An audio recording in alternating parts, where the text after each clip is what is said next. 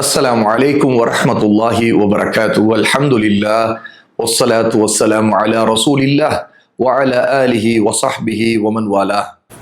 இன்பமாய் வாழ்ந்திட இனிய வழிகள் 8வது, ஒருவர் அல்லாஹ்வின் நிஅமத்துகளை அருட்கொடைகளை நினைப்பதும் அதை மற்றவர்களுக்கு சொல்லுவதும் பேசிக்கொள்வதும்.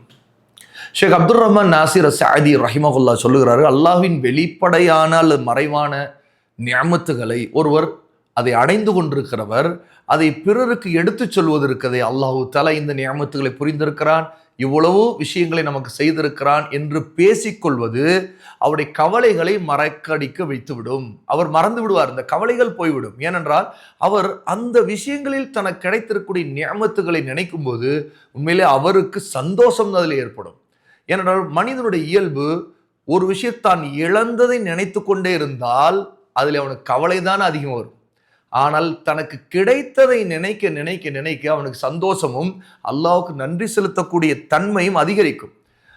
ஒருத்தர் இந்த மாதிரி விஷயங்களை பேசிக்கொள்வது, எடுத்துரைப்பது, இதெல்லாம் அவருடைய கவலைகளின் துக்கங்களை போக்குவதை அவர் உணரும் போது அல்லாஹ்வுக்கு நன்றி செலுத்துவதால் அவருடைய வாழ்க்கை மாறும்.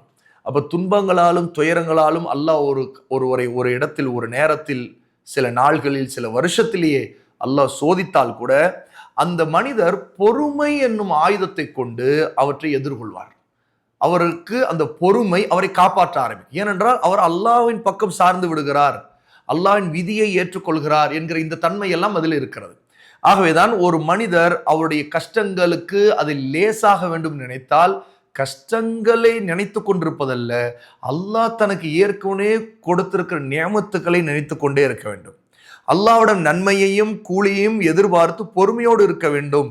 அப்போது அவருடைய வாழ்க்கையில் அந்த கசப்பான விஷயங்களை நினைத்து தன்னுடைய வாழ்க்கையை துன்பப்படுத்திக் கொள்வதை விட சந்தோஷமான விஷயங்களை நினைத்து, இனிப்பான விஷயங்களை நினைத்து அதில் அவர் அல்லாஹ்வுக்கு நன்றி செலுத்தக்கூடிய மகிழ்ச்சியை அடைய வேண்டும் என்று இங்கு மிக முக்கியமான ஒரு வழியாக ஷேக் அவர்கள் இதை குறிப்பிடுகிறார்கள்.